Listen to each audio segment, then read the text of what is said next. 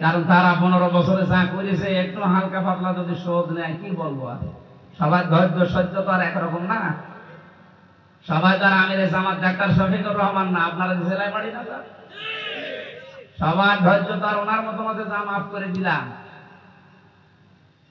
যে মানুষটা আসলে আমার মতো 3টা বছর ফাঁসির কন্ডেম সেলের ভেতরে ঢুকে ঢুকে জীবনটা শেষ করে দিলে, যোগাযোগ বিচ্ছিন্ন করে, মানে আমার সামনে মাপের এটা আসলে আমার যেন কেমন লাগে। মৌলভীবাজার জেলার ইসলামী যুব সংঘ পুরাতন চাঁদনী ঘাট তাফসীরুল কোরআন মাহফিলের স্বনামধন্য সভাপতি জনাব মাওলানা জাবিদুর রহমান, এতক্ষণ যারা আলোচনা রেখেছেন মাওলানা হিফজুর রহমান, মাওলানা হোসাইন মাহফুজ, অন্যান্য ওলামায়ে কেরাম, সামনে বসা মুসলমান ভাইরা, পর্দার আড়ালের সম্মানিত মা এবং বোনেরা, দিনের বেলায় আমাদের হাজারো কাজ সব বাদ দিয়ে আমরা কোরআনে কারীম কিছু শোনার জন্য, বোঝার জন্য এসেছি। খুশি হয়ে বলছি আলহামদুলিল্লাহ। দরুদ আর সালাম পড়ছি আমাদের নবী মুহাম্মদুর রাসূলুল্লাহ সাল্লাল্লাহু আলাইহি ওয়াসাল্লামের প্রতি। বিশ্বনবী মুহাম্মদুর রাসূলুল্লাহর আগে যত নবী দুনিয়ায় এসেছিলেন, বনি ইসরাইল বা বনি ইসরাইল, এখানে 70,000-এর উপরে আল্লাহ নবী পাঠিয়েছেন। এক নবী ইন্তেকালের পর আর এক নবী ওই জায়গায় স্থলাভিষিক্ত হতেন। তার মানে উম্মতের দায়িত্ব ছিল পুরাটা নবীদের উপরে। কুল্লামা হালাকা নাবিয়্যুন খালাফাহু আখার, এক নবী বিদায় নিয়ে ওই জায়গাটা পূরণ করার জন্য আল্লাহ আরেকজনকে পাঠাতেন। বনি ইসরাইলের এই নিয়ম শেষ হওয়ার পরে আমাদের নবী মুহাম্মদুর রাসূলুল্লাহ সাল্লাল্লাহু আলাইহি ওয়াসাল্লামের পরে কিন্তু এই নিয়মটা আর নেই। কারণ তিনি জানিয়েই দিয়েছেন, ওয়া আনা খাতামান নাবিয়্যিন ওয়া লা নাবিয়্যা বাদি, আমি শেষ নবী, আমার পরে আর কোনো নবী রাসূল দুনিয়ায় আসবে না। তাহলে এর আগে উম্মতের দায়িত্ব পালন করেছে শত শত হাজার হাজার বছর নবীরা। এক নবী চলে গেলে আর এক নবী আসবে। আদম থেকে শুরু করে ঈসা নবী পর্যন্ত এই সিস্টেমই ছিল। মুহাম্মদ রাসূলুল্লাহ সাল্লাল্লাহু আলাইহি ওয়াসাল্লাম বিদায় নেওয়ার পর তিনি যেহেতু জানিয়েছেন যে আমি শেষ, আমার পরে আর আসবে না, তাহলে উম্মতের দায়িত্ব এদের সামাল দেবে কে? একটা প্রশ্ন আসে না এখানে যে এদের সামাল দেওয়ার জন্য তো লোক লাগবে। এরপরও 1,500 বছর অলরেডি পার হয়ে গেছে, এখনো কত শত বছর পর কিয়ামত কায়েম হবে কেউ জানে না আল্লাহ ছাড়া। ইন্নাল্লাহা ইনদাহু ইলমুস সাআ, কিয়ামতের জ্ঞান শুধুমাত্র আমার আল্লাহর কাছে আছে। সেই হিসাবে আমরা বলতে পারি হাদিসের ভেতরে একটা ইঙ্গিত আছে। ইঙ্গিতটা নবীজি মুহাম্মদুর রাসূলুল্লাহ ইন্তেকালের আগে তিনি জানিয়ে গেছেন যে ইঙ্গিতটা কি। অন্যান্য নবীরা ইন্তেকালের পরে আর এক নবী স্থলাভিষিক্ত হতো, আমি ইন্তেকালের পর আর নবী নেই, রাসূল নেই, তাহলে এটা করবে কি? বিশাল জনগোষ্ঠী এই উম্মতকে, এখন প্রায় 750 কোটির উপরে মানুষ পৃথিবীতে, এদের সামাল দেওয়ার জন্য নবী লাগবে না? কথা বলে না কেন? বলেন তাহলে নবী মুহাম্মদুর রাসূলুল্লাহ একা এগুলো সামাল দিল কি করে? না, ওনাকে আল্লাহ যদিও মক্কায় পাঠিয়েছিলেন, তাম পৃথিবীর যত মানুষ পদবাচ্চা বিবেচিত যারা, সবার জন্য আল্লাহ তাকে পাঠিয়েছেন একমাত্র, কেবলমাত্র, শুধুমাত্র নবী করে, রাসূল করে। কুল ইয়া আইয়ুহান নাস ইন্নী রাসূলুল্লাহি ইলাইকুম জামিআ, হে নবী আপনি বলে দিন আমি তাম দুনিয়ার সকলের জন্য রাসূল হয়ে এসেছি আল্লাহর পক্ষ থেকে।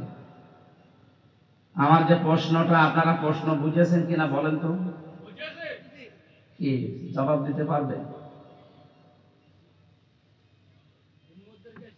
হ্যাঁ, এদেরকে সামাল দেওয়ার জন্য তো অন্তত পথ প্রদর্শক নবী রাসূল গাইডলাইন দাতা আছে, অর্থে আপনি বলেন দূত, এটা তো লাগবে একজন।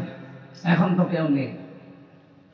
এই প্রশ্নের জবাব দেওয়ার জন্য কেউ যদি পৃথিবীতে কেউ এসে কথা বলতে না পারে, তো ওনার এই প্রশ্নের জবাব তো পেলাম না। এই জন্য যদিও ইঙ্গিত দিয়েছিলেন, তার জবাবও তিনি দিয়েছেন। ইন্নাল উলামা ওয়ারাসাতুল আম্বিয়া ওয়া ইন্নাল আম্বিয়া দিনারা ওয়ালা দিরহামা। নবীজি বলেন পৃথিবীতে যারা আলেম হবে, এরা আমার নবীর ওয়ারিস, উত্তরাধিকারী, নায়েবে রাসূল, স্থলাভিষিক্ত। নবীরা অর্থ সম্পদ, টাকা পয়সা, ধন দৌলত দুনিয়া রেখে যাননি, কিন্তু এলেম রেখে গেছে। সুতরাং আসমানি এলেম যারা পাবে তারা নবীর ওয়ারিস। যেন নবীজি যেটা করতেন ওই কাজ যদি এখন কোনো আলেম না করে, তাহলে সে নবীর উত্তরাধিকারী না, সে আলেম নামে জালেম। কারণ তার কাছে এসেছিল, সবাইকে তো পৃথিবীতে আল্লাহ দেয়নি। আল্লাহ তাআলা জানিয়েছেন, লাকাদ আতাইনা লুকমান ওয়া লাকাদ আতাইনা দাউদা ওয়া সুলাইমানা ইলমা। আমি দাউদ আর সুলাইমানকে জ্ঞান দিয়েছি, এলেম দিয়েছি। পৃথিবীতে আল্লাহ মানুষকে যা দিয়েছেন সবচাইতে বড় নিয়ামতের নাম হচ্ছে এলেম, জ্ঞান। আর এটা আছে আল্লাহর কোরআনে। এই সব কিছুর সামারাইজ কথা এই, জ্ঞান যারা পেয়েছে তারা একটা আলাদা জিনিস পেয়েছে। ইউতিল হিকমাতা মান ইয়াশাউ ওয়া মা ইউতাল হিকমাতা ফাকাদ উতিয়া খায়রান কাসীরা ওয়া মা ইয়াযাক্কারু ইল্লা উলুল আলবাব। যাদেরকে আল্লাহ জ্ঞান দিয়েছে, দুনিয়াবি বলেন আর আখিরাতের বলেন, এই মানুষগুলোর জ্ঞানের কারণে আলাদা একটা স্পেশাল নিয়ামত আল্লাহ তাদের উপরে দিয়েছে। লক্ষ লক্ষ মানুষ দুনিয়ায় আছে, সবাইকে আল্লাহ জ্ঞান দেয়নি। যদিও মানবিক জ্ঞান কোনটা ন্যায় কোনটা অন্যায়, এই জ্ঞানটা সেই আদম নবীর পৃষ্ঠদেশ থেকে যখন বের করে নিয়েছিলেন ওই সময় আল্লাহ দিয়ে দিয়েছিলেন। এখানে আমরা যারা জ্ঞানী মানুষ আছি, যে লাইনের হই, আমরা সবাই জানি হযরত আদম আলাইহিস সালামকে বানানোর পরে ফেরেশতাদের সামনে নিয়ে প্রত্যেকটা জিনিসের নাম তাকে শিখিয়েছিলেন। এই কথা আমরা অনেকে জানি, বাংলায় পড়েন আর আরবি লাইনে পড়েন। وعلم آدم الأسماء كلها ثم عرضهم على الملائكة فقال أنبئوني هؤلاء إن كنتم صادقين। এই আয়াতটা কোরআনে সে ছোটকাল থেকে আমরা অনেকে পড়ছি। এই আয়াতের বাংলা অর্থ কি হবে? আদম আলাইহিস সালামকে আল্লাহ শিক্ষা দিয়েছিলেন সমস্ত জিনিসের নাম। এরপরে ফেরেশতাদের সামনে উপস্থাপন করে বললেন, এই জিনিসগুলোর নাম বলো দেখি। তারা বলেছে যে না, আমরা তো এগুলো জানি না। বলো সুবহানাকা লা ইলমা লানা ইল্লা মা আল্লামতানা ইন্নাকা আনতাল আলিমুল হাকীম। যতটুকু আমাদেরকে জানিয়েছো ওর বাইরে আমরা কিচ্ছু জানি না। এইজন্য যে ফেরেশতাকে আল্লাহ বলেছে সুবহানা রাব্বিয়াল আলা, এই শব্দ বলবি, ও কিয়ামত পর্যন্ত ওর বাইরে আর কিচ্ছু জানি না। যাকে বলেছে রুকুতে থাকবে ও রুকুতেই আছে, যারা বলেছে তাসবিহ পড়বে শুধু সুবহানাল্লাহ, ও কিয়ামত পর্যন্ত সুবহানাল্লাহর বাইরে আর কিচ্ছু জানে না। আপনি আমাদেরকে যা জানিয়েছেন ওর বাইরে তো আমাদের জানার আর কিছু নেই। আপনি পবিত্র, সব কিছু আপনার জন্য, এরকম কিছু কথা ফেরেশতারা বলে। আমরা এই আয়াতটার বাস্তব কিছু ব্যাখ্যা আমরা এখন অনেকে জানি না। এখানে আলেম পর্যন্ত আছে, আমি ওনারে জিজ্ঞাসা করলে হয়তো সিলেবাস ভুক্ত আলেম হলে উনিও বলবেন। এটার জন্য চিন্তা ভাবনা করা লাগে। আমরা বহু তাফসিরে বাংলায় লেখা দেখি, বাংলা বলেন, ইংরেজি বলেন, আরবি বলেন, উর্দু বলেন, ফার্সি বলেন, 4-5টা ভাষায় জিনিস আমি পড়েছি। যে ভাষায় পড়ি দেখি এই কথাগুলো লেখা আছে যে আল্লাহ নবীকে, আদম নবীকে নাম শিখিয়েছিলেন। আপনার মাথায় একটা বারের জন্য চিন্তা আসে না যে এখানে সরাসরি শিক্ষক আল্লাহ নিজে, ছাত্র যেমন তেমন ছাত্র না। আর ছাত্রকে এদিকে তাকান, শিক্ষক সরাসরি আল্লাহ নিজে, ছাত্রকে আদম আলাইহিস সালাম, সাধারণ মানুষ, একজন নবী, তার প্রথম মানুষ। 3 নম্বরে জায়গাটা ক্লাস যেখানে নিচ্ছে, ক্লাস কি সাধারণ জায়গা? কোথায়? একটু চিন্তা করেছেন যে ওখানে কি আলু, পটল, ঝিঙ্গা, বেগুন, ঝাল এগুলোর নাম শেখানো লাগে? এত বড় একটা গুরুত্বপূর্ণ ক্লাসে, ক্লাস যত দামি হয় সেখানে হাই লেভেলের কথা বলা লাগে। এখানে 12 বাপের 13 ছেলে বসে আছে। আমি যদি এই যে ইলেকট্রন, প্রোটন, নিউটন, এই সমস্ত শব্দগুলো যেটুকু আমার জানা আছে, এইগুলো নিয়ে যদি কম্পিউটার ভিড়িয়ে এখানে বলি যে এর ভেতরে এ আছে, খালি শিক্ষিত মানুষ ছাড়া বাকিগুলো সব বুঝে চলে যাবে না? বলে এই ভয়টামি করে, এ পাগলামি ছাড়া কিছু। কিন্তু এইগুলো যাদের বোঝার মতো যোগ্যতা আছে, ওই মানুষগুলোকে পিটিয়েও আপনি এখান থেকে নিয়ে যেতে পারবেন। এখানে সরাসরি ক্লাস নিচ্ছে আল্লাহ নিজে।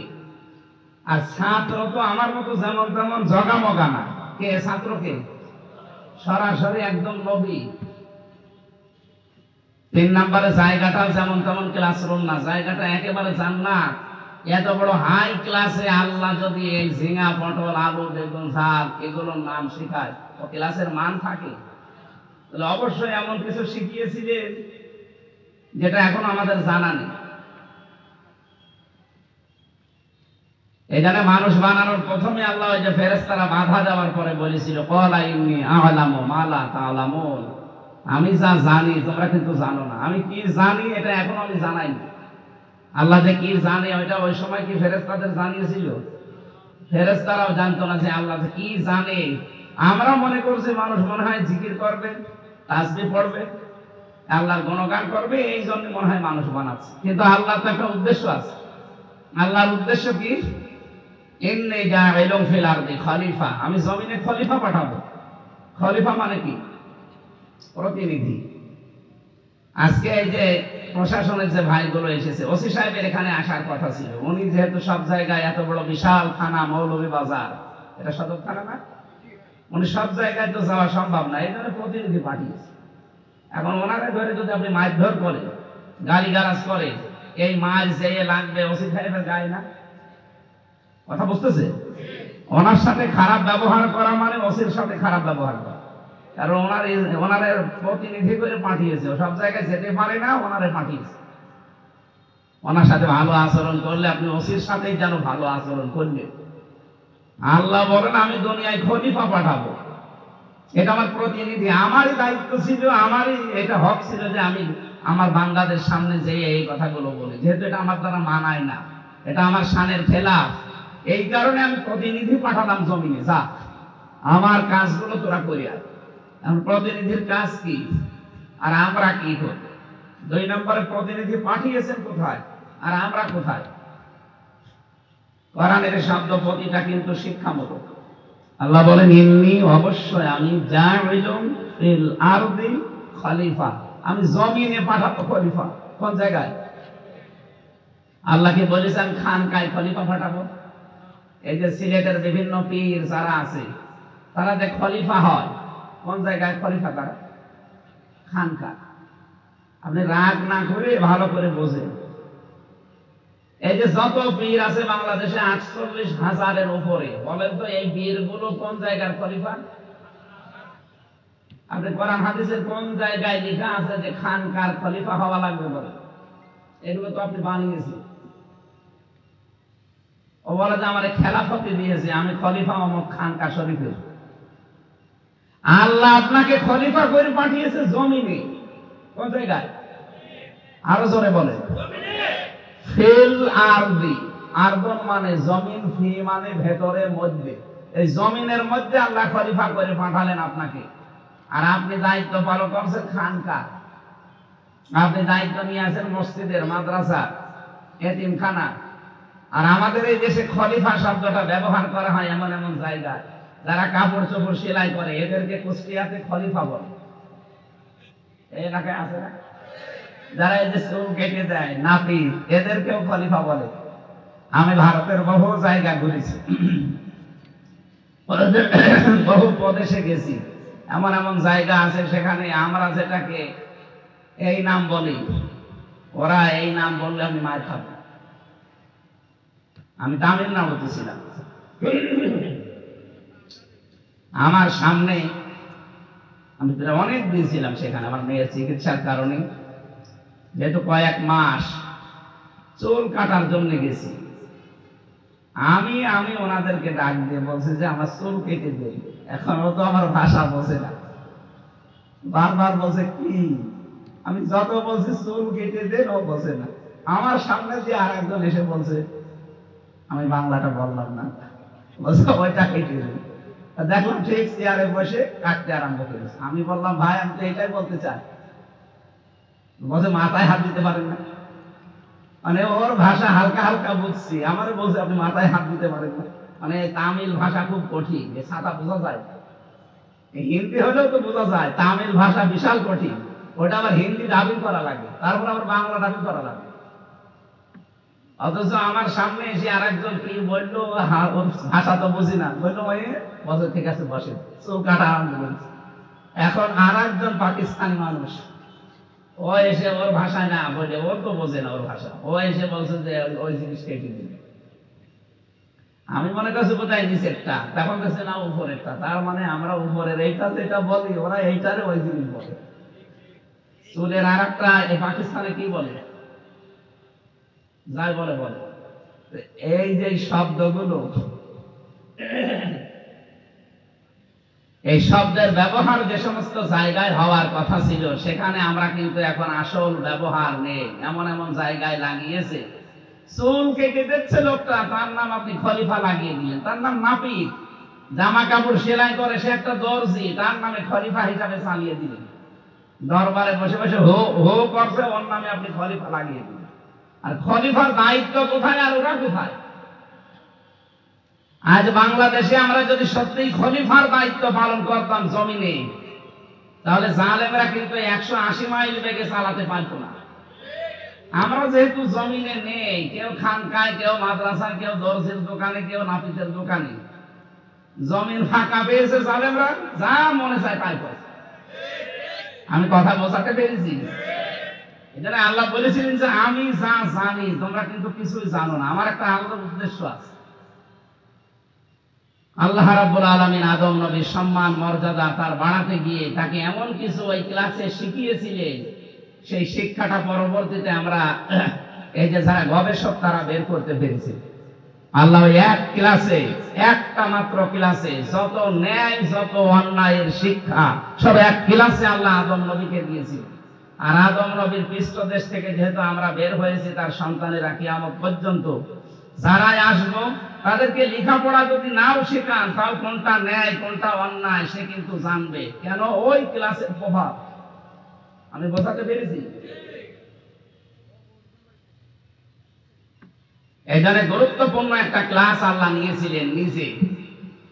আর আদম নবী ওই ক্লাসের ছাত্র, তিনি আমাদের আদি পিতা, আদি বাবা। এই বাবার পৃষ্ঠদেশ থেকে আল্লাহ আমাদেরকে বের করলেন। এই কারণে এই জ্ঞান আমাদের অনেকের অর্জন করা লাগে না। ওই যেটুকু দরকার ওটুকু আমরা এমনি জন্মগত ভাবে পেয়ে গেছি। না, এটাকে যদি শানিত করার জন্য, ধার দেওয়ার জন্য যত রকমের চেষ্টা আছে, এগুলো যদি আপনি করতে পারেন, তাহলে ওই জ্ঞান আপনার শানিত হবে, ধারালো হবে, আপনার মজবুত হবে। আর ওই জ্ঞান, এখন ওই জ্ঞান যারা পাবে, এই মানুষগুলোকে সম্মান মর্যাদা দুনিয়া আখিরাতে আল্লাহ বাড়াতে থাকবে। আল্লাযীনা উতুল ইলমা দারাজাত, তোমাদের ভেতরে যারা জ্ঞান পেয়েছে, দিন যত যাবে তাদের মর্যাদা আল্লাহ বাড়াতে থাকবে। কিন্তু প্রশ্ন, জ্ঞানের উপরে তার কাজ করা লাগবে। এই জ্ঞান অনুযায়ী, যোগ্যতা অনুযায়ী কাজ না করার কারণে মানুষের সম্মান আল্লাহ নষ্ট করে দেয়। আপনি দেখেন, এই দেশে যারা 54 বছরে যারা দায়িত্বে ছিল, চেয়ারে অন্তত যারা ছিল, 1628টা চেয়ার, মেন চেয়ার এই দেশে, সবাই কিন্তু জ্ঞান কম বেশি রাখে, নাই তো চেয়ারে বসতে দিত না। কিন্তু চেয়ারে বসার পরে যেটা আমানত হিসাবে পেয়েছে, ওই আমানতটা রক্ষা করতে পারে না অনেকে জ্ঞান অনুযায়ী। এখানে বসে ঘুষ খাওয়া যাবে না, সুদ খাওয়া যাবে না, অন্যায় বিচার করা যাবে না, জুলুম করা যাবে না। এগুলো কিন্তু শপথ পড়ার আগে সব বলে দেয় যে নিজের মন মতো কোনো কাজ আবেগের বশবর্তী হয়ে আপনি করতে পারবেন না। এরপরে এই পোশাক দেয়। এই পোশাকটা তো দামি পোশাক না, আমাদের কাছে দেখলে একটা আলাদা সম্মান চলে আসে। এই একটাই কারণ, ওনারে পোশাক করি আমারও পোশাক করি, এক জায়গায় দাঁড়ান, ওনার ভেতরে যা পাবেন আমারও তাই পাবেন। কিন্তু পোশাকটা পরলে ওনার সম্মানে 18 কোটি মানুষের কাছে আলাদাভাবে এই রাষ্ট্র বাড়িয়ে দিয়েছে। এই কারণে, কারণ ওই পোশাক পরার আগে অনেক শপথ বাক্য পাঠ করিয়ে পড়িয়েছে। সেই শপথগুলো যদি ঠিক না রাখতে পারে, তো পোশাক পরে না পরে সমান না। কথা বুঝতেছেন? আমাদেরকে আল্লাহ যে শপথ পড়িয়ে দুনিয়ায় পাঠালেন, তিনি বলেছিলেন আলাস্তু বিরাব্বিকুম, আমি কি তোমাদের রব না? সবাই এক বাক্যে জবাব দিয়েছেন, ক্বালু বালা, অবশ্যই আপনি আমাদের রব। আল্লাহ বলেন শাহিদনা, আমি কিন্তু সাক্ষী থাকলাম, আন তাকুলু ইয়াউমাল কিয়ামাতি ইন্না কুন্না আন হাযা গাফিলিন। এই কথা যেন ভুলে যেও না দুনিয়ায় যাবার পরে, যে আমি যে রব ছিলাম এটা যেন ভুলে যেও না। আমি কিন্তু আবার কিয়ামতের দিন জিজ্ঞাসা করব। এই রব শব্দটা দুনিয়ায় যে মেনে চলবা, আর মরণের পরে আমার কাছে এসে জবাব দিবা। এজন্য আমাদের উচিত হচ্ছে, আমরা যারা জ্ঞান পেয়েছি, এলেম পেয়েছি, আমাদের এই জ্ঞান অনুযায়ী, যোগ্যতা অনুযায়ী কাজ করা। তাহলে দিনের পরে দিন আপনার সম্মান বাড়তে থাকবে। আর যারা জ্ঞান অনুযায়ী যোগ্যতা অনুযায়ী কাজ করবে না তাদের সম্মান আল্লাহ দুনিয়ায় নষ্ট করে দেবে, আর আখিরাতের তো আছে। আমি আশা করি এই ইঙ্গিতটা আপনি বুঝেছেন। সুতরাং এখন নবী নেই, যারা জ্ঞান পেয়েছেন তারা নবীর উত্তরাধিকারী। মাওলানা হওয়া লাগবে, মুফতি হওয়া লাগবে, হাফেজ হওয়া লাগবে, এটা শর্ত না, জ্ঞান পাওয়া লাগবে। কথা বুঝতেছে? যে যতটুকু জানেন আপনি ওই বিষয়ের আলেম। নামাজের যে 12টা 13টা ফরজ আছে, ভিতরে বাইরে মিলে 14টা ওয়াজিব আছে, 19টা নামাজ ভাঙার কারণ আছে, 12টা সুন্নাত আছে, এগুলো যদি কেউ জেনে নামাজ পড়তে পারে সে নামাজের আলেম। কথা বোঝা যায়নি? যাকাত দিতে হয় 8টা জায়গায়, এই 8টা বিভাগের খাত জানা লাগবে। কি কি সম্পদের কতটুকু যাকাত দেওয়া লাগে এটা আপনাকে জানা লাগবে। এটা জানার পরে যদি আপনি ওটা বাস্তবে রূপ দিতে পারেন তাহলে আপনি যাকাতের আলেম। যে যতটুকু আমরা পারি, হ্যাঁ ইসলাম মানতে গিয়ে যতটুকু জানতে হবে এই জানাটা কিন্তু ফরজ। আপনাকে আমি আহ্বান জানাচ্ছি, আপনার ছেলেকে আপনি মুফতি বানাবেন এটা ফরজ না, আপনার ছেলেকে আপনি ডিসি বানাবেন এটা ফরজ না, কিন্তু ছেলেকে ইসলাম মানতে গিয়ে যতটুকু লাগে অতটুকু জ্ঞান শিক্ষা দেবেন এটা ফরজ। বাবার প্রতি যে 11টা দায়িত্ব আছে সন্তানের, তার প্রথম এইটা, আপনাকে তাকে জ্ঞান দেওয়া লাগবে। যারা এখানে ছেলে মেয়ের বাবা আছেন বা পর্দাড়ালের মা আছেন তাদেরকে আমরা আহ্বান জানাবো, ছেলে হোক আর মেয়ে হোক, যেহেতু এটা মুসলিম দেশ, অন্তত 96% মুসলমান আমরা এখানে বাস করি। অন্য দেশে গেলে আমি অন্য কথা বলি। সিঙ্গাপুরে ওখানে 100 জনের 95 জন অমুসলিম বাস করে, ওখানে এই কথা বললে চলবে না। অন্যান্য বিশ্বের যতগুলো দেশে গেছি, যেখানে যে দেখি যে পার্সেন্টেজ হিসাব করে কথা বলি, এখানে যেহেতু আমরা বাস করি কত 96% আমরা মুসলমান, অন্যান্য জাতি মাত্র 4% আছে। সেই হিসাবে বাস্তবতায় যা দেখতে পাচ্ছি, আরে 15.5 বছরে জালেমরা যা করে গেছে, এই হিসাবে হাতে পায়ে ধরে বলছি, আপনার ছেলেকে যদি শেষ বয়সে বৃদ্ধাশ্রমে আপনি যেতে না চান, যদি ছেলে মেয়ের হাতে মায়ের খেতে না চান, যদি নেশাগ্রস্ত অবস্থায় পরবর্তী প্রজন্মকে আপনি রেখে যেতে না চান, তাহলে 3টা বছর কোরআনের শিক্ষা যেখানে হয়, স্কুলে যদি হয় স্কুলে দেবেন, যদি মাদ্রাসায় হয় মাদ্রাসায় দেবেন। আমার কথা বুঝতেছেন? 3 বছর তাদেরকে আগে শিখিয়ে নিন, নুরানি পদ্ধতিতে পড়ানো হয় অনেককে, কোরআনের হাদিসের শিক্ষাটা তার মূল ভিত্তিটা আগে 3 বছর দিয়ে নেবেন, এরপরে যা ইচ্ছা আপনি তাই বানাবেন। 2টা গ্যারান্টি আপনি পেতে পারেন, কোনদিন আপনার এই ছেলে যত বড় হবে নেশা করবে না ইনশাআল্লাহ। 2 নম্বরে, কোনদিন আপনাকে বাড়ি থেকে বের করে দেবে না। অনেক ছেলে মেয়ে এখন উচ্চ শিক্ষিত, কিন্তু পরিবারের চাপে পড়ে, তার স্ত্রী, তার শ্বশুর শাশুড়ি বা অন্য কারো চাপে তাদের মন রক্ষা করতে গিয়ে নিজের মাকে বাবাকে বৃদ্ধাশ্রমে পর্যন্ত রেখে আসছে। বাংলাদেশে নেই? আমি কয়েকদিন আগে ছিলাম কিশোরগঞ্জ, ওটা কিশোরগঞ্জ থানা, নীলফামারী জেলা। ওই জায়গায় গিয়ে আমারে বলছে চলেন আমরা বৃদ্ধাশ্রম দেখে আসি। বৃদ্ধাশ্রমে নিয়ে গেল, ওনাদের উদ্যোগে অনুষ্ঠানটা ছিল। যে দেখি এই লাইনে প্রায় 25 জন, এই লাইনে 25 জন মা আর বাবা বসে আছে। তাদের চোখের দিকে মুখের দিকে তাকাল, আমার কয়েকজনের সাথে কথা বলল। এত অসহায় তারা, আমার তো চোখের দিকে তাকিয়েই মনে হচ্ছে প্রত্যেকটা মা বাবা তার সন্তানের জন্য বরদোয়া দিচ্ছে, অথচ তারও কিন্তু আমার মতো ছেলে মেয়ে আছে। এই কথা বলে না কেন? ছেলে মেয়ে নেই তাদের? আমি 2 জনের সাথে বলেছিলাম, 2 জনের ছেলে শুনলাম ডাক্তার, তাও এমবিবিএস, এফসিপিএস, এফআরসিএস এরকম বড় মানের ডাক্তার, কিন্তু শুধুমাত্র দোষ দিল তার বৌমা। বলছে আমার এই বৌমার কারণে ছেলেটা আমাকে বাড়ি রাখতে পারে না, এই বৃদ্ধাশ্রমে রেখে গেছে। আর ছেলে এখন থাকে বাইরের দেশে, বউগুলো আছে ঢাকাতে। বলেন তো, এই ছেলেটার ভেতরে যদি ওই ছোটকালে 3টা বছর কোরআনে কারিমের আলো থাকতো, যে বউর কারণে নিজের মাকে বাবাকে বৃদ্ধাশ্রমে রেখে গেছে, ওই রকম বউ দরকার 50টা বাপ দিত। কারণ কোরআন তো এইটাই বলে যে তাম দুনিয়া যদি একদিকে যায়, মা বাবা একদিকে থাকে, সব ছেড়ে দেওয়া লাগবে মা বাবার জন্য। ওয়াকফিদ লাহুমা জানাহা যুল্লি মিনার রাহমা, এই আয়াতের তাফসিরে আছে ওয়াকফিদ, খবজুন মানে ডাউন করা, ডাউন করার পরে ফল করে দেওয়া। আল্লাহ বলেন ওয়াকফিদ লাহুমা জানাহা যুল্লি মিনার রাহমা। জানাহুন মানে ডানা, জিল্লুন মানে ছায়া, অথবা এখানে জিল্লুন মানে নম্রতা হয়। তো তোর ডানার যে ছায়া আছে, এভাবে ডানা ধরবেন, ডানার নিচে একটা ছায়া পড়বে, পড়বে না? এই আপনার ঘুমাচ্ছে, এই ডানার নিচে এই ছায়াটা মা বাবার জন্য বিছিয়ে ধর। এখন আমার প্রশ্ন হচ্ছে, আমাদের ডানা আছে? না, কোথায় ডানা? এটা কি ডানা বলে? এটা তো হাত বলে। এটা হাত না? ডানা কই? ডানা তো পাখির আছে। অথবা এই যে হেলিকপ্টারে ডানা আছে, প্লেনের ডানা আছে, আমাদের তো ডানা নেই। তাহলে আল্লাহ যে কোরআনে আয়াতটা দিলেন, আখফিজ লাহুমা জানাহা যুল্লি মিনার রাহমা আকুর রব্বির হামহুমা কামা রাব্বায়ানি সাগীরা। এই দোয়া পড়েন না আপনারা? কি পড়েন? এর বাংলা কি? আল্লাহ বলেন তোর ডানা বিছিয়ে ধর, এভাবে ডাউন করবি, এরপরে ফল করে দিবি। আমাদের ডানাই নেই, তাহলে আয়াত কি ভুল নাকি? অবশ্যই এর ভেতরে কিছু লুকিয়ে আছে। আল্লাহ পাখির কাছ থেকে হাওলাত করে নিলেন দানাটা, নিয়ে আমাদের লাগিয়ে দিলেন। আল্লাহ আমাদের যা দিয়েছেন এইটাই যদি দিতেন তাহলে এদন দিতেন। এদন মানে হাত। এদন মানে কি? আল্লাহ হাত না দিয়ে ডানা দিয়েছেন এই কারণে, কারণ হাতের ভেতরে এমন কিছু নেই যে আপনি নরম পাবেন, সব শক্ত। এর ভেতরে যে হাড় গোড়গুলো আছে সব শক্ত না? কিন্তু পাখির ডানার ভেতরে এমন কিছু পর আছে, পালক আছে, যা সফট, কোমল, নরম, তুলতুলে, একটার সাথে আরেকটা যখন লেগে যায়। আমার কথা বুঝতেছেন কিনা? আমার তো ভাষা মনে হয় সিলেটের ভাষা, আবার একটু টানা টানা, তো আমি তো জানি না। বলেন এই জায়গায় পাখির ডানা নিয়ে এসেছেন আল্লাহ এই কারণে, কারণ এই ডানা যখন একটার সাথে একটা পর মিলে যায়, ওরা যখন পাখির ডানাটা এভাবে ডাউন করার পরে ফল করে দেয়, বাচ্চাগুলো ওর নিচে এসে দেখবেন কিচির মিচির করে। এটা বাংলাতে বলা হয় অনির্বচন সুখ। কি বলে? অনির্বচন সুখ বলে। কেন এই শব্দটা এভাবে লেখক যারা, তাফসীর যারা করে, এইভাবে বানিয়েছে কেন?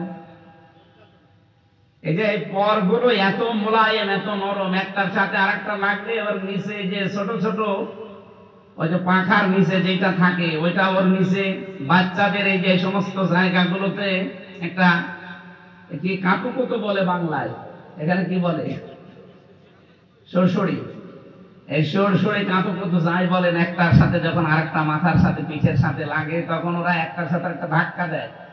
আপনি ওর নিচে কিছু সেট করে রাখবেন, এটা দেখতে পাবেন। অবশ্যই এটা পরীক্ষা করে বলা, তাছাড়া বলতো না, তারা তাফসীর করে, এরা বলতো না। এখানে যেহেতু লাগে তখন ওরা একটা আনন্দ পায়। সুরসুরি দিলে এমনি হাসি আসে না? কাতুকুতু দিয়ে মানুষ হাসে না? ওই তখন ওর নিচে ওরা হাসে। ওই হাসির বাংলাটার নাম হচ্ছে অনির্বচন সুখ। সুবহানাল্লাহ বলতে পারেন না? আল্লাহ বোঝাতে চায়, আমির হামজা, অন্তত তোর মা বাবা যতদিন তোর আন্ডারে থাকবে, এই যে জানাহাত যুল্লি মিনার রাহমা, রহমতের দয়ার ছায়া, দয়ার দানা সব বিছিয়ে ধরবি। এই দানার ভেতরে তোর ছেলে মেয়ে, তোর স্ত্রী, তোর ব্যবসা বাণিজ্য, তোর ক্ষমতা, তোর প্রভাব প্রতিপত্তি সব থাকতে পারে। সবগুলো যদি দেওয়া লাগে মা বাবার জন্য, সব দিছি। একেবারে পৃথিবীর যা আছে সব একদিকে আছে, মা আর বাবা একদিকে আছে, দুনিয়ার সব দিয়ে একদিকে থাকবে। কারণ কি? তোর এই মুখটা দুনিয়ায় দেখাতে গিয়ে মায়ের 57 ইউনিট কষ্ট সহ্য করা লেগেছে।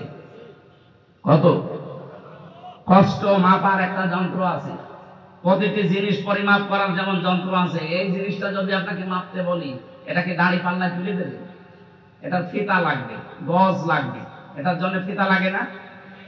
এই প্যান্ডেল কত হাত, কত পায়, কত হাত, এটা মাপতে হলে কি দাড়ি পাল্লা লাগবে না ফিতা লাগবে? আমি চাউল নিয়ে আসলাম, চাউল কি ফিতা দিয়ে মাপা যায়? কি লাগবে? বাটখারা লাগবে, কেজি লাগবে। পৃথিবীর প্রতিটি জিনিস পরিমাপ করার জন্য আলাদা আলাদা যন্ত্র আছে। কষ্ট পরিমাপ করার জন্য একটা যন্ত্র আছে। আল্লাহ বলেন, এক একটা মানুষকে দুনিয়ায় নিয়ে আসতে তার মায়ের যে প্রসব বেদনার সময় কষ্ট হয়, কমপক্ষে 57 ইউনিট। অথচ পৃথিবীর মানুষকে যে শক্তি দিয়ে আমি আল্লাহ বানিয়েছি, সর্বোচ্চ একটা মানুষ 45 ইউনিট কষ্ট সহ্য করতে পারে, এরপর আর পারবে না। এরপরে দিলে লোকটা মরে যাবে। যত শক্তিশালী মানুষ হন না কেন, সর্বোচ্চ 45 ইউনিটের বেশি আপনি কষ্ট সহ্য করতে পারবেন না, দিলে আপনি মরে যাবেন। কিন্তু মাকে আল্লাহ এটা ধৈর্য ধারণ করার, সহ্য করার ক্ষমতা দিয়েছেন, যে 57 ইউনিট পর্যন্ত কষ্ট সে সহ্য করে আমাকে এই দুনিয়ার মুখ দেখিয়েছে। এই কারণে তার মর্যাদা আল্লাহর পরে। এই যে আয়াত পড়লাম, এই আয়াতের পরে আল্লাহর পরে আল্লাহ মা আর বাবার নাম দিয়েছে। বাবার নামটা দেওয়া দরকার কি? বাবার তো কোনো কষ্ট নেই, শুধু বিছানায় ছিল বাবা, এই নাকি আর কোনো কষ্ট আছে বাবার? নেই। আপনি টের পান বাবার কষ্ট? মাথার ঘাম পায়ে ফেলে যে 8 ঘন্টার জায়গায় 24 ঘন্টা ডিউটি করছে, এটা বাবা না? আমার ভাইরা, এবার আমরা যেহেতু রজব মাস, এখন 11 তারিখ আজকে রজব মাসের, এই মাসে গুরুত্বপূর্ণ একটা ঘটনা ঘটে গেছে নবীজির জীবনে, তার নাম মেরাজ। তার নাম কি? আল্লাহ যত আশ্চর্য জিনিস দুনিয়ায় পাঠিয়েছেন, তার ভেতরে 1 নম্বরে আশ্চর্য জিনিসের নাম কোরআনে কারীম, আর 2 নম্বর আশ্চর্য জিনিসের নাম হচ্ছে মেরাজ। আজ পর্যন্ত বিজ্ঞানীরা কুল কিনারা করতে পারেনি যে মেরাজ নবীর জীবনে সংঘটিত হয়েছিল। এটা এমনি এমনি আল্লাহ করেন নাই। বিশ্ব নবী মুহাম্মদুর রাসূলুল্লাহ 53টা বছর এই পৃথিবীতে কষ্ট করলেন। কষ্ট করার পরে মদিনায় তিনি চলে যাবেন। আল্লাহ পাক বলেন, এখানে যাওয়ার পরে যেহেতু একটা নতুন রাষ্ট্র তোমার হাতে আমি তুলে দেব, কারণ তুমি যে দোয়া আমার কাছে করলে, না না না, সূরা বানী ইসরাঈলের 80 নম্বর আয়াত, মিল্লাদুনকা সুলতানান নাসীরা, তোমাকে আমি এমন একটা রাষ্ট্র ক্ষমতা দেব যার ভেতরে আমার সাহায্য থাকবে। রাষ্ট্র চালাতে হলে আল্লাহর সাহায্য ছাড়া সম্ভব না। আল্লাহর সাহায্য কি কি লাগবে একটা রাষ্ট্র চালাতে হলে? কল্যাণ কর রাষ্ট্র হওয়ার জন্য কি কি লাগবে ওই রাষ্ট্রের ভেতরে, আমার আল্লাহ ওই বিষয়গুলো নবীকে জানাবেন। 27 বছর সময় নিয়েছিলেন। কত বছর? 27 বছর সময় নিয়ে আল্লাহ নিজের ল্যাবরেটরিতে বসিয়ে, গবেষণাগারে বসিয়ে নবীকে জিবরাইলের মাধ্যমে নিজে হাতে কলমে শিক্ষা দিয়েছেন। 27 বছরে মাত্র 14টা জিনিস শিখিয়েছিলেন। নবীকে আল্লাহ ডাক দিয়ে বলেন, আপনাকে আমি নিয়ে আসলাম আমার বাড়িতে, আমার গবেষণাগার আছে, আমার ল্যাবরেটরি আছে, এখানে বসালাম 1 দিন 2 দিন 5 দিন না 27টা বছর। দুনিয়ার সব গতি আমি আল্লাহ মন্থর করে দিলাম। সময়ের আর্নিক গতি, বার্ষিক গতি, চলাচলের গতি, পৃথিবীর সব কিছু একেবারে যে যেখানে ছিল স্টপ। এখন যদি রাষ্ট্রীয় ভবনে এসপি সাহেবের অফিসে যদি কোনো মন্ত্রী বা প্রধান উপদেষ্টা আসে, এ জেলার যেখানে যা আছে ওই রাস্তা দিয়ে বিমানবন্দর থেকে আসা পর্যন্ত যেখানে যেইটা আসবে ওই জায়গায় কিন্তু প্রশাসন স্টপ করে দেবে, এখানে দাঁড়াও। আগে অতিথি তার ঘরে যাবে, রাষ্ট্রীয় ভবনে যাবে, সম্মানিত জায়গায় যাবে, তারপরে যার যা গতি আবার চলবে। একটা লোক 180 মাইল বেগে আসছিল, হঠাৎ করে ওখানে থামিয়ে দেবে, থাম। আপনি থেমে যাবেন কতক্ষণ? হয়তো 5 মিনিট, 7 মিনিট, 10 মিনিট।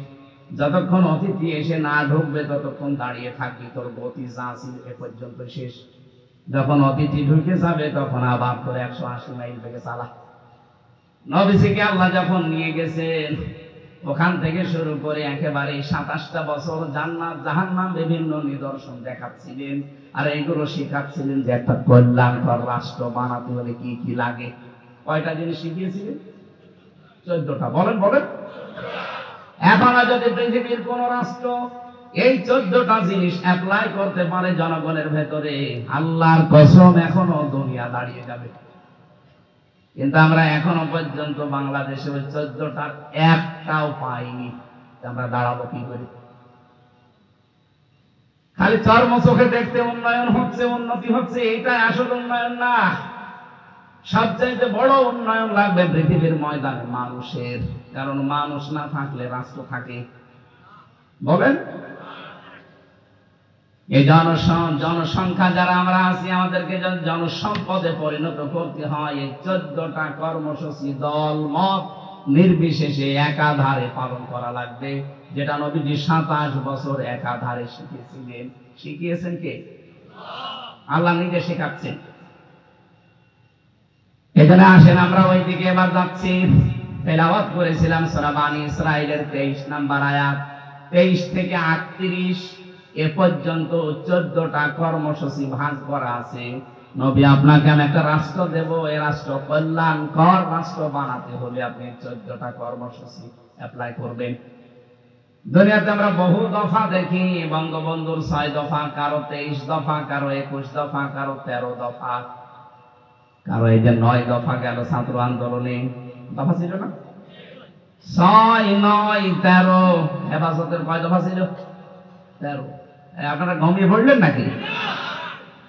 বঙ্গবন্ধু থেকে শুরু করে আমরা এই দেশে দেখেছি বহু মানুষ শান্তি দেওয়ার জন্য দফা বানিয়েছিল। এ দেশটা যেন স্বস্তি, শান্তি, নিরাপত্তা পায়, এই জন্যই তো এই দফাগুলো বানানো, আন্দাজে তো বানায়নি। ওনার 6 দফা, এ ছাত্র আন্দোলনের 9 দফা, এদের 9 দফা সবগুলো আমি মিলিয়েছি, কোরআনে কারিম থেকে নেওয়া আছে। আল্লাহ রাব্বুল আলামিন ওরা যে প্রথম জানিয়েছিলেন যে ওই ওয়ান জাস্টিস, যেটা কোরআনের প্রথম শব্দ, ইন্নাল্লাহা ইয়া'মুরু বিল আদলি ওয়াল ইহসান। এই যে আদল, এই আদল মানে ন্যায় বিচার। ওরা চাচ্ছিল আমরা বৈষম্য দূর করে ন্যায় বিচার কায়েম করতে চাই, আল্লাহ তো এটাই চাই। এখন এই দেশে কারো 6টা, কারো 9টা, কারো 13টা, কারো 21টা, কারো 23টা, আমরা এ পর্যন্ত দফা জানি। বিভিন্ন মানুষ দফা দিয়েছে, কিন্তু দফাগুলোতে কাঙ্ক্ষিত মানের শান্তি এখনো আমরা পাইনি।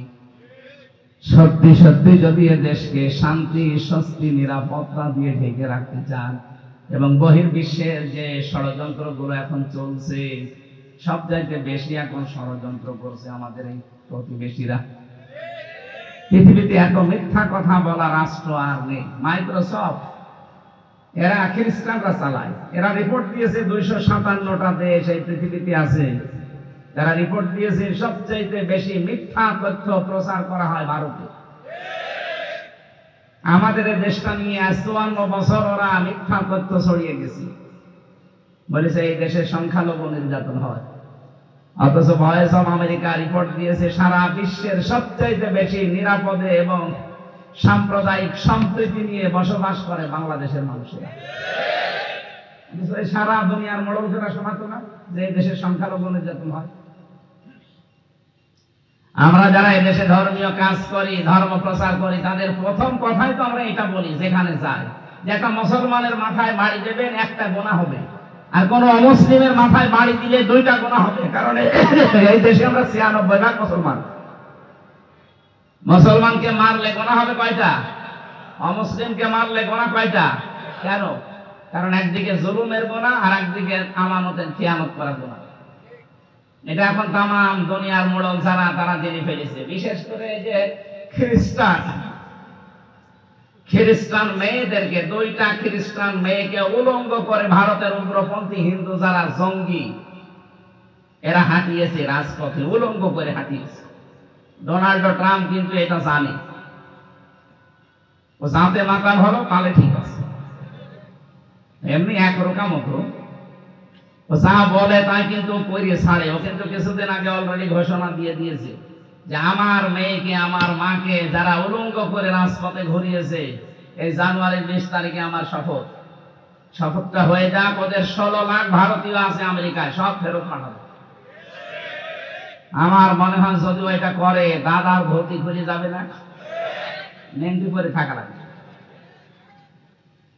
আপনি আমাদের বিরুদ্ধে মিথ্যা ছড়ান,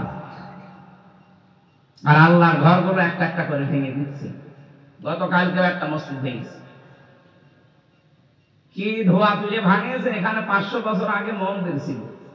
পৃথিবীর মানুষেরা মাটির নিচে কেউ গ্যাস পায়, তেল পায়, কেউ স্বর্ণ পায়, আর শয়তানরা শুধু মসজিদ মানে মন্দির পায়, তাও যেখানে সেখানে না, খালি মসজিদের নিচে পায়।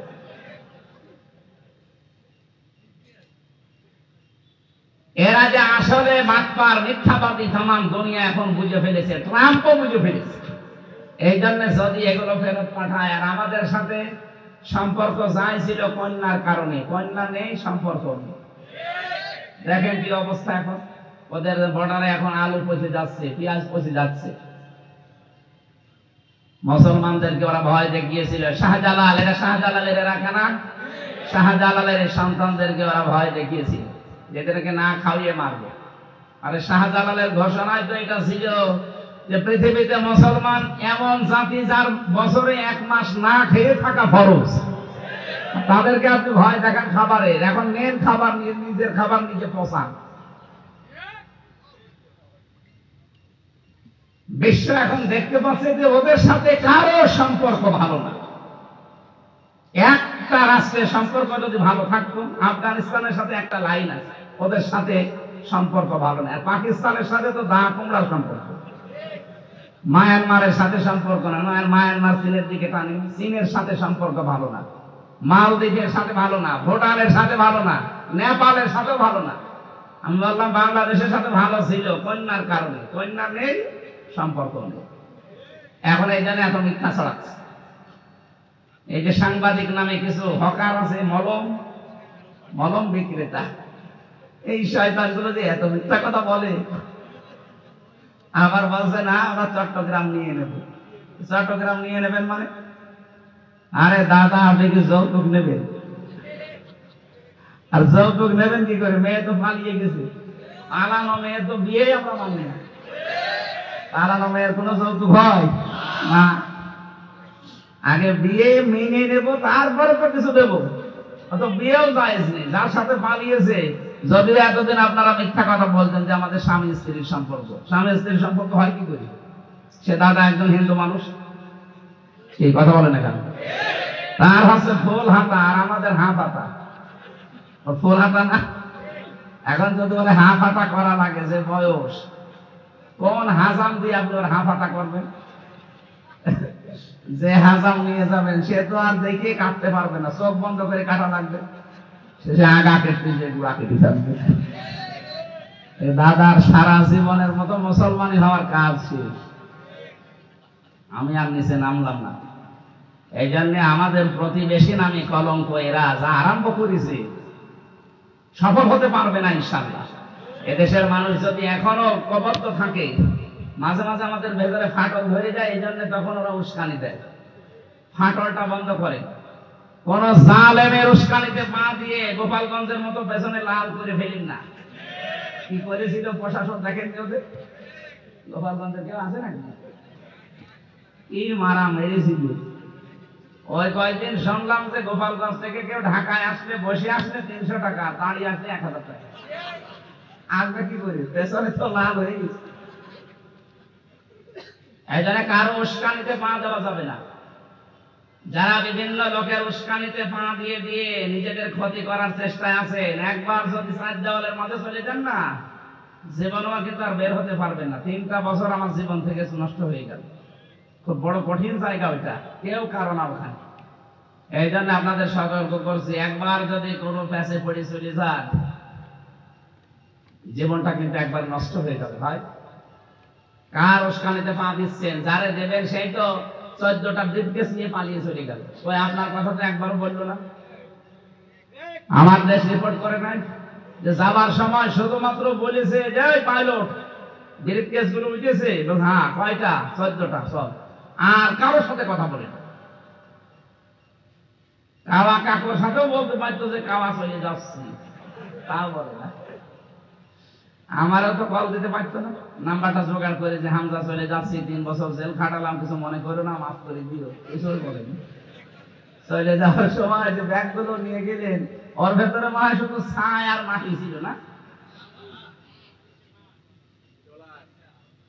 কি দিয়ে গেলেন আমাদের মাথার উপরে। এখন এই দেশে কারো সন্তান যদি আজকে হয়, সে 1,10,000 টাকা দিন। এত বড় ঋণের বোঝা আমাদের মাথার উপরে দিয়ে আপনি এখানে বসে বসে উস্কানি দেন। নিজেই মোবাইল করে, নিজেই রেকর্ড করে, নিজেই রেকর্ডিং করে, নিজেই এডিটিং করে, নিজেই ছেড়ে দেয়। বলে যে অমুক আমুক প্রশাসনের লোক আছে, তার লিস্ট করে রাখ, আমি আসতেছি। আপনি ভণ্ডামি আর কতদিন করবেন বলেন তো? এখনো রক্তের দাগ এদেশে শুকায়নি। কথা বলে না কেন? আপনি দেখলেন না লাশগুলো কিভাবে মানুষ ভ্যানে তোলার পরে আগুন লাগিয়ে দিচ্ছে? এই সমস্ত দৃশ্যগুলো দেখার পর প্রশাসনের উপরে এখনো মানুষের রাগ যায়নি। কিন্তু সারা দেশে ঘুরছি, দোষ তো এইগুলো মানুষই না। যে কোলাঙ্গার গুলোর কারণে এই ঘটনা ঘটেছে, তাদের কারণে এখন এই পোশাকটারও বদনাম। আস্তে আস্তে ওনারা অ্যাক্টিভ হলে আবার জনগণের জন্য যা করছে এটা যদি আবার শুরু করে, কারণ ওনাদের তো ডিউটির শেষ নেই।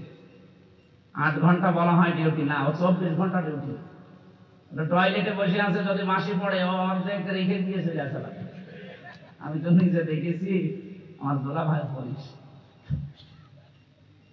বড় কঠিন দায়িত্ব পালন করে, কিন্তু ওদের উপরে এই জালেমদের কিছু কর্মকাণ্ডের কারণে সারা দেশের মানুষ এখন ওদের উপরে রাগ।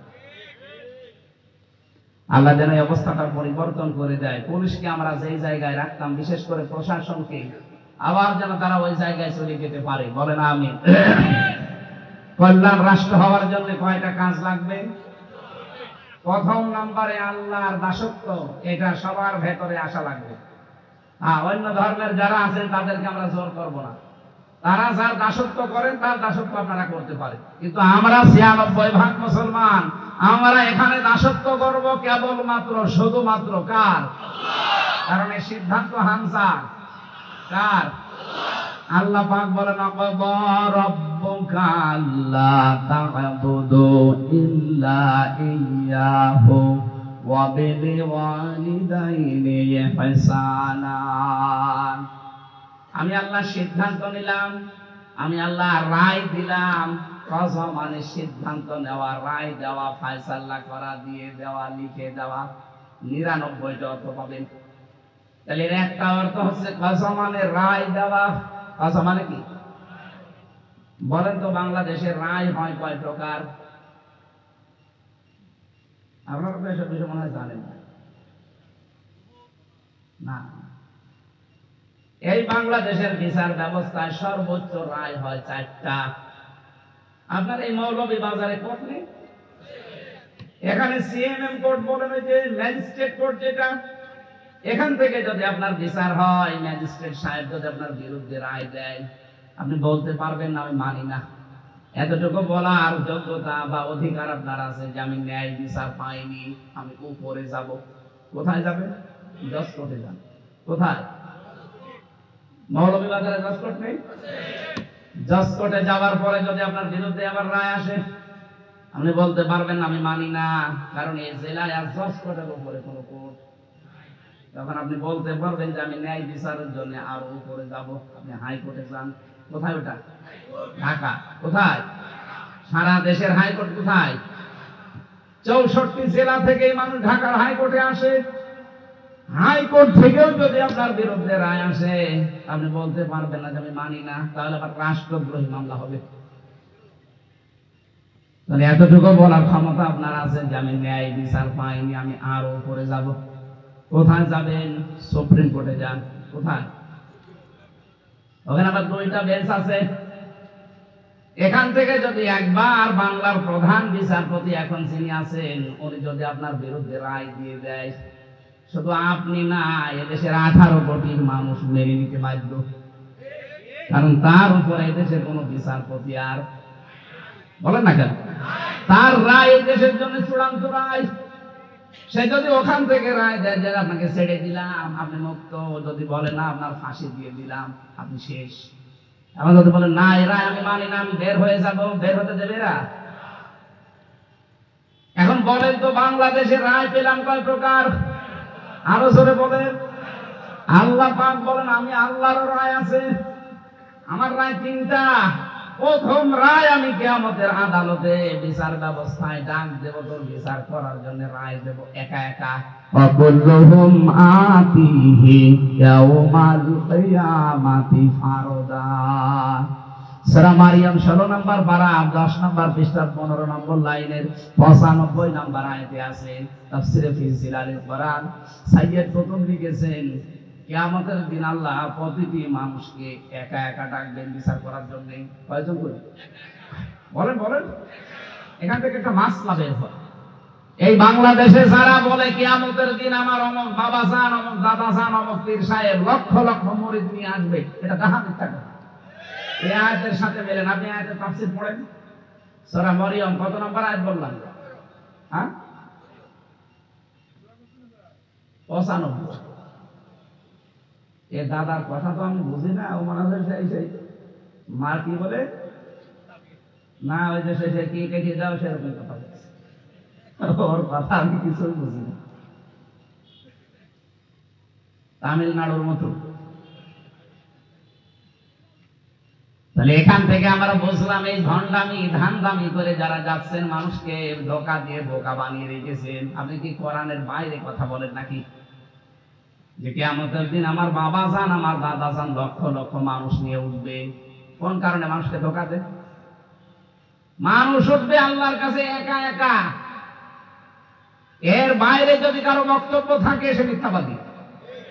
এক কথা বলেন না কেন? আপনার কথা বিশ্বাসও করা যাবে না। 2 নম্বরে কিয়ামতে আল্লাহ এবার আর একা ডাকবেন না, এবার ডাকবেন আপনার নেতার সাথে। সূরা বানী ইসরাঈল 15 নম্বর পারা 8 নম্বর পৃষ্ঠা 3 নম্বর লাইনের 71 নম্বর আয়াতের প্রথম অংশে আছে, ইয়াউমা নাদউ কুল্লা উনাসিম বিইমামিহিম। আল্লাহ পাক বলেন কিয়ামতে প্রতিটি মানুষকে বিচারের দ্বিতীয় ধাপে ডাক দেব তার নেতার সাথে। আমরা এই জন্য নেতৃত্বের কথাটা আসলে পরিষ্কার ভাষায় বলতে চাই, যাদের নেতা ঠিক নেই, আদর্শ ঠিক নেই, আপনি কিন্তু জাহান্নামে যাবেন। কারণ কিয়ামতে আপনার নেতার সাথে আল্লাহ ডাকবে।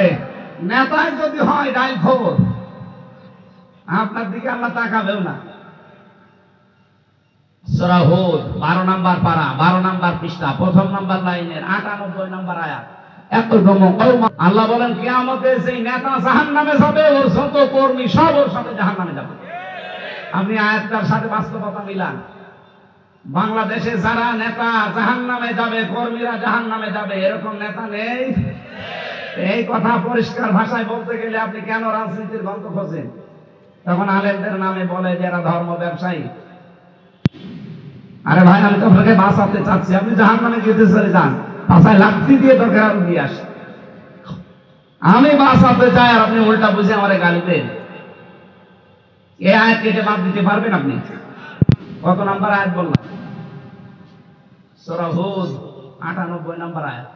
যদিও ফেরাউন সম্পর্কে আয়াতটা নাযিল হওয়া, এর ব্যাখ্যা তাফসীর দেখবেন, যেই নেতা জাহান্নামে যাবে ওর যত কর্মী অনুসারী সব ওর সাথে জাহান্নামে যাওয়া লাগবে। এই জন্য নেতা নির্বাচন করা খুব গুরুত্বপূর্ণ বিষয়। আন্দাজে যারে তারে নেতা মানা যাবে না। ও রাত 10টার পরে মাটিতে ঠিক মতো আর পা পড়ে না, রিকশা ছাড়া বাড়ি যেতে পারে না, তাল গাছকে ধাক্কা দিয়ে বলে মিয়া ভাই সাইড দিয়ে কতক্ষণ দাঁড়াবে। এরকম নেতা দেশে নেই। এইরকম মানুষের পেছনে থাকবেন আর আপনি মনে করবেন কিয়ামতে আল্লাহ আমাদের মাফ করে দেবে, ওর সাথে থাকবে আপনাকে। 3 নাম্বার সিস্টেমে এবার আল্লাহ আপনাকে আর একা ডাকবে না, আপনার নেতার সাথেও না, ডাকবে এবার সবাই। এগুলো সব আমি বানালাম না। সবার সামনে যখন ডাকবে, আপনি যে ধরনের অপরাধী ছিলেন ওই অপরাধটা আপনার শরীরের ভেতরে ফুটে উঠবে। ইয়ারাফুল মুজরিমুনা বিসিমাহুম ফায়ুখাযু বিন নাওয়াসি আল আকদাম আবিয়াদি আলাই রাব্বিকুমা তুকাদ্দিবান। 10 প্রকার আকৃতির কথা এই আয়াতে আছে। কারো আকৃতি হবে শুকরের মতো, কারো কুকুরের মতো, কারো সাপের মতো। সাপের কাজ কি? একটা মানুষকে দংশন করে, লোকটা মরে যায়, সাপের লাভ হয় বলেন? পৃথিবীতে বহু মানুষ এমন আছে, সকালবেলা উঠেই শুধু ধান্দা থাকে কার ক্ষতি করবো, কার 12টা বাজাবো, কারে ধরিয়ে দেব, কারে মিথ্যা মামলা দেব। এরকম মানুষ ছিল না?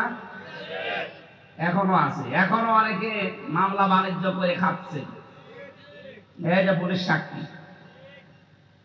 এখনো এই বাণিজ্যটা থেমে নেই। এখনো অনেকেই বিভিন্ন জায়গায় শুনছি, দেখতে পাচ্ছি, তারা মামলা বাণিজ্য আরম্ভ করেছে নতুন ভাবে। বলছে আমার উপরে করেছে, আমিও করছি। না, একেবারে কাজ খারাপ করছে তা না, কারণ তারা 15 বছরে যা করেছে একটু হালকা পাতলা যদি শোধ নেয়, কি বলবো আর। সবার ধৈর্য সহ্য তো আর একরকম না। সবাই তার আমিরে জামাত ডাক্তার শফিকুর রহমান না, আপনারা জেলায় বাড়ি না, সবার ধৈর্য তো আর ওনার মতো মতো যা মাফ করে দিলাম। যে মানুষটা আসলে আমার মতো 3টা বছর ফাঁসির কন্ডেম সেলের ভেতরে ঢুকে ঢুকে জীবনটা শেষ করে দিলে, যোগাযোগ বিচ্ছিন্ন করি, মানে আমার সামনে মাপের এটা আসলে আমার যেন কেমন লাগে। না, মাফ করতে পারে, আগে আমার ক্ষতিপূরণ দেন। সেদিন মামলার আয়ু আমারে কল দিয়েছিল, বলছে হুজুর মাফ করে দিন। মাফ তো করবো, আগে ওই টাকাগুলো ফেরত দেব। আমার বাবার কাছ থেকে আপনারা প্রায় 30 লাখের উপরে টাকা খেয়েছে এই 3 বছরে। খালি ভয় দেখাতেন যে মামলা কিন্তু 50টা দিলাম, তাড়াতাড়ি টাকা দিন 10 লাখ। তো বাবা তো গ্রাম্য মানুষ, সেই চেয়ে বেশি টাকা দিবে। আমার বাবার আপনারা নিঃস্ব করে ফেলেছেন, আর আমারে তো কষ্ট দিয়েছেন। আমার কষ্ট নাই, ঠিক আছে, গেল গেল, মাফ করে। তোমার বাবার টাকাগুলো তো ফেরত দেবে। তো এই কারণে বলছি, যারা অত্যাচারিত এই মানুষগুলো যদি সত্যি যারা ভিকটিম, যদিও আমরা ওনাদের মতো অত অত্যাচারের শিকার হইনি, আমার জীবনে অল্প হালকা পাতলা গেছে। যারা 8 বছর 10 বছর 14 বছর ওই আয়না ঘরে পড়ে আছে, আপনি তার কাছে যে বলেন তো যে ভাই মাফ করে দিয়ে, আপনি বাস্তবতা বোঝেন কত কঠিন। আমি তো 10 দিন ছিলাম মাত্র দিছি, তাও মিনিটার। আর বেগটা যে আরো কত কঠিন। ওখানে যারা দায়িত্বে থাকতো, মাঝে মাঝে আমি ভাবতাম রাতে যে আল্লাহ, এরা তো বাইরে যাবে, এদের তো বাইরের লোকজনের সাথে দেখা হবে, আমরা নাই কোনে আছে কেউ জানে না, কিন্তু এরা তো কোথায় আছে সবাই জানে। এই 8 ঘন্টা ডিউটির পরে যে বাইরে যে এ সংসার করবে, ছেলে মেয়ে আছে, ওর মা বাবা আছে, বন্ধু বান্ধব আছে, ও তখন বাইরে যে ও কি করে সংসার করে? এখানে যা দেখে গেল, যা করে গেল। একটা মানুষের পায়ে চেন বাঁধা, মানুষের পায়ের ভেতর দিয়ে হাত দিয়ে হাতের সাথে হ্যান্ডকাপ লাগানো, 2 মিনিট 5 মিনিট পরে না, বছরের পর বছর লাগানো। এক একজনের নখ হয়ে যায়, এত বড় বড় নখ হয়ে গেছে। আমার সামনে যেগুলো পেয়েছিলাম, আমি যাদের কথা শুনেছিলাম, দেখেছিলাম, এদের দেখলে আমার ভয় লাগতো। ওরে বাবা বাবা, এ কি গো! আর যারা 14 বছর আছে তাদের কি অবস্থা? আমার সাথে 7 মাস, 1 বছর, 2 বছর এরকম মানুষ আমরা পেয়েছিলাম।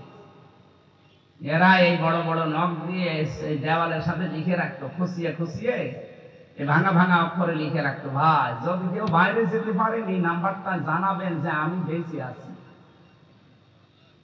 কারণ ও লোকটা জানেই না ওর নাম কি, জিজ্ঞাসা করলে ও জানে না, খালি ওই নাম্বারটা লিখে রাখে যে এই নাম্বারটা একটু জানাবেন যে এই নাম্বারের যে লোক, সে লোকটা বেঁচে আছে। আজ 2 বছর 5 বছর 8 বছর 10 বছর 14 বছর পড়ে আছে, অথচ মাথার উপর দিয়ে মানুষ চলাফেরা করছে, গাড়ির হালকা হালকা শব্দ পাওয়া যেত, আমি জানি না যে কোথায় আছি। এদিকে 1.5 হাত, এদিকে 3.5 হাত, এতটুকু একটা ঘরের ভেতরে। সকালে কয়টা পচা ছোলা দিয়ে যেত, আর দুপুরে 1 মুঠ ভাত দিত, তাও মনে হচ্ছে কেউ মাখিয়ে দিচ্ছে। এই লোকটা কোনোদিন মাফ আপনাকে করতে পারে? এর সাথে যারাই জড়িত তত্ত্ব গঠন, আমার কাছে আসলে আমার এই মাপটা কেন যেন আর আসতে চায় না। আমি একবারে মাফ করে দেব, কারণ আমার সাথে আমার ম্যাডাম জড়িত, আমার সন্তান 2টা জড়িত, আমার মা বাবা জড়িত, আমার হিতাকাঙ্ক্ষী আরো যারা আছে তারাও জড়িত। তারা কান্নাকাটি করে নাই? আমার মেয়েটা পিছন ভ্যান ধরে ঝুলিয়ে থাকতো মাঝে মাঝে আদালতে, দেখেনি আপনারা? এই দৃশ্য দেখে শয়তান পর্যন্ত কেঁদেছে। এই জন্য আমার মনে হয়, মাঝে মাঝে মনে হয় যে যারা এই 1628টা চেয়ারে ছিল, এদের একজনকেও ছাড় দেওয়া ঠিক না। ছোটখাটো যারা হালকা পাতলা জালেম, এদেরকে মাফ করে দিন, কিন্তু এই বড় কোলাঙ্গার গুলো যেন একটাও ছাড় না পায়, ওদেরকে এভাবে 24-14 ঘন্টা আটকিয়ে রাখা দরকার। 14 বছর থাক, কেমন লাগে দেখ। আমরা এবাদতের যে কথা বলেছিলাম, এবাদত একটা ব্যাপক অর্থবোধক শব্দ। কোরআন শরীফ পড়ে আমি এবাদত 9 প্রকারে ভাগ করতে পেরেছি। কয় প্রকার? ও, আপনাদের তো সময়ও অনেক হয়ে গেল, বাড়ি যাবেন না? আমার আজকে সিলেটের ঐতিহাসিক মাহফিল আছে, ওখানে সময় দেওয়া লাগবে, আমার পড়াশোনা করা লাগবে।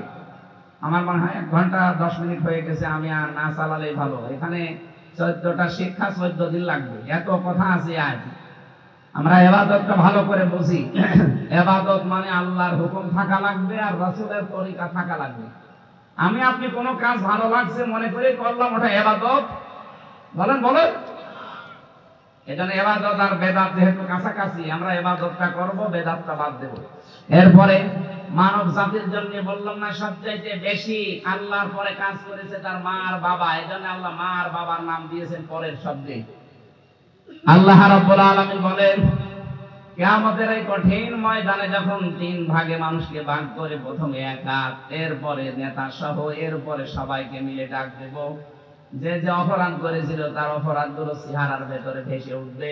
এ কপালে লেখা থাকবে যে এটা জেনাকারী, এটা সুদখোর, এটা ঘুষখোর। কার জন্য ঘুষ খান, কার জন্য সুদ খান, এটা তো লেখা থাকবে এখানে।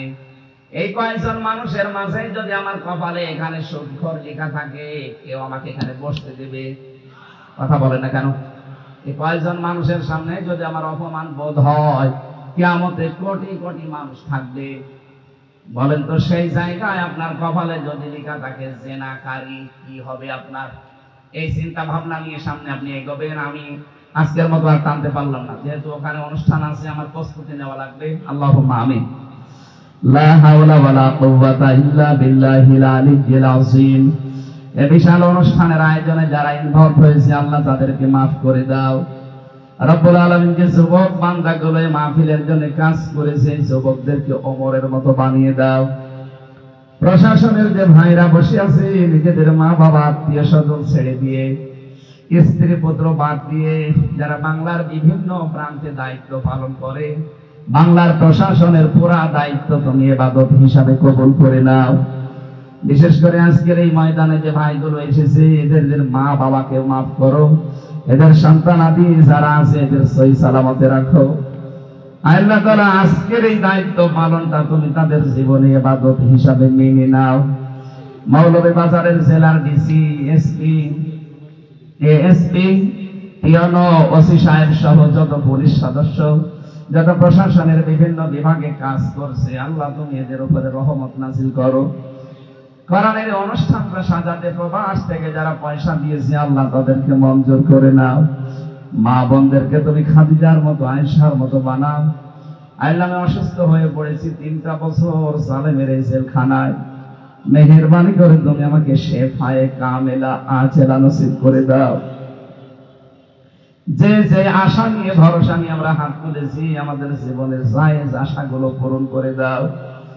আল্লাহ সিলেটের ঐতিহাসিক কোরআনের মাহফিল আল্লামা সাঈদী রাহমাতুল্লাহ আলাইহির অনুষ্ঠানের জায়গা, কোরআনের হক কথাগুলো সহজ সরল ভাষায় আমরা যেন বলতে পারি, সেই তৌফিক আমাদের ভিক্ষা দাও। আলহামদুলিল্লাহি রাব্বিল আলামিন। লা ইলাহা ইল্লাল্লাহু মুহাম্মাদুর রাসূলুল্লাহ।